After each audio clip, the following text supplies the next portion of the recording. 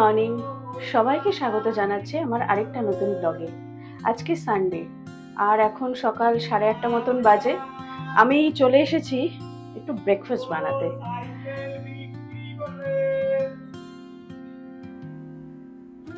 বাইরে ফেরিওয়ালার আওয়াজ, এগুলো আগেকার দিনে অনেক বেশি শোনা যেত, এখন আর অত শোনাই যায় না। তো আজকে সানডে যখন ভাবছি বাবানের কিছু ফেভারিট ব্রেকফাস্ট বানাই, তো বাবার না পাস্তা খেতে ভালোবাসে।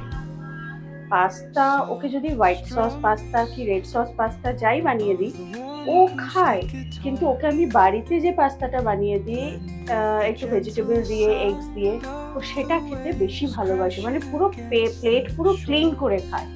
তো আজকে ভাবছি ওটাই বানাই। তো চলো।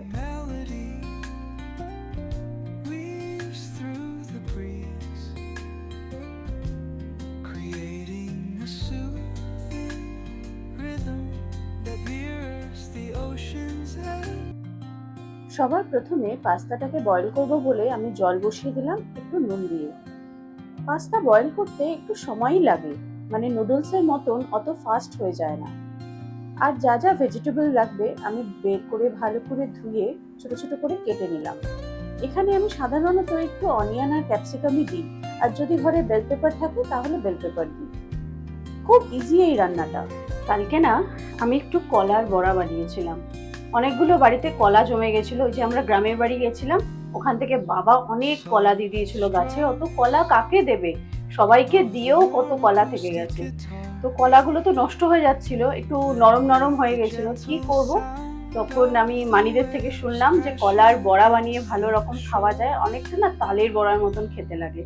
এই যে আমার কলার বড়া অনেকটা হয়েছিল, কালকের থেকে এত খাওয়া হয়ে গেছে যে এই কটাই বেঁচেছে। খেতে পুরো তালের বড়ার মতনই লাগে।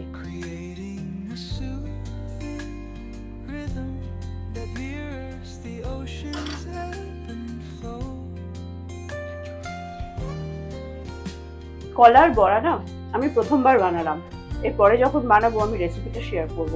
তালের বড়ার মতনই, যেরকম নারকেল আটা সুজি সবকিছু দিয়েই মাখতে হয়, মেখে বড়া ভাজা, শুধু তালটাই দেওয়া হয় না, খেতে খুব ভালো হয়।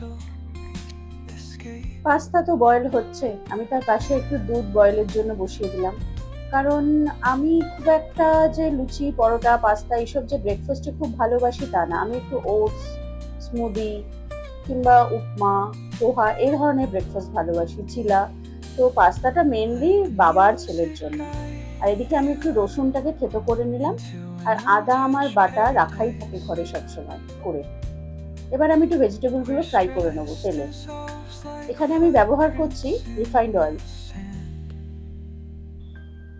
ভেজিটেবলগুলোকে একটু ক্রিস্পি ক্রিস্পি করে ফ্রাই করতে হবে, তাহলে বেশ খেতে ভালো লাগে। আর ফ্রাই হয়ে গেলে সেটাকে তুলে রাখতে হবে। ডিম বাড়িতে একদমই শেষ হয়ে গেছিল, তাই রাজস্বী সকালবেলা বেরিয়ে আমাকে আগে এক ট্রে ডিম এনে দিয়েছে। এটার থেকে খুলে আমি এখন পাস্তাতে দেওয়ার মতন ডিমটা বের করে দিচ্ছি, পরে এগুলোকে আমি গুছিয়ে রাখবো। এরপরে ভেজিটেবলগুলো ফ্রাই হয়ে গেলে যেই তেলটা বেঁচে থাকবে তার মধ্যে আমি একটু বাটার দিয়ে দেবো। এবার বাটারের মধ্যে আদা রসুনের পেস্ট দেবো, কিছুক্ষণ নাড়তে থাকবো, তার ফ্লেভারটা যতক্ষণ না বেরিয়ে যাচ্ছে।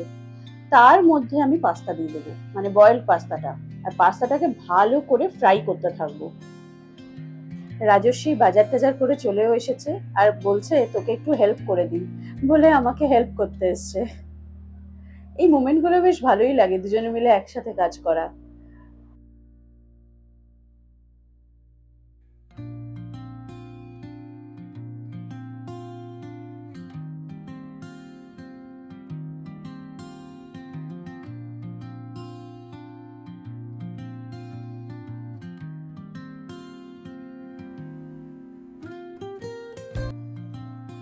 পাস্তা ভালো মতন ফ্রাই হয়ে গেলে আমি তার মধ্যে সব ভেজিটেবলস গুলো দিয়ে দেবো, আর এগসটাও দিয়ে দেবো, দিয়ে ভালো করে নাড়তে থাকবো। এটা একটু ফ্রাই ফ্রাই খেতে হয়। আর লাস্টে আমি ব্ল্যাক পেপার দেবো। আচ্ছা, গ্রিন চিলি আমি দিয়েছি একটা কি দুটো, এরকম ছোট ছোট দিয়েছি, কারণ বাবান খাবে, তো বাবান খুব একটা ঝাল খেতে পারে না। তো এটা কিন্তু ঝাল ঝাল ভালো লাগে, তোমরা ট্রাই করলে তোমরা ঝাল ঝালই করো। এই যে ব্রেকফাস্ট পেয়ে গেছে, মনের মতন ব্রেকফাস্ট। কিছু কাজ পড়ে থাকলে সেটাকে গুছিয়ে নেওয়া তাড়াতাড়ি, ওটাই ভালো। কারণ পড়ে থাকলে পড়েই থাকবে। এই ডিমের ট্রেটা যদি আমি এখন না গোছাতাম, সেটা এখন সারা দিন পড়েই থাকতো, আমার আর গোছানোই হতো না।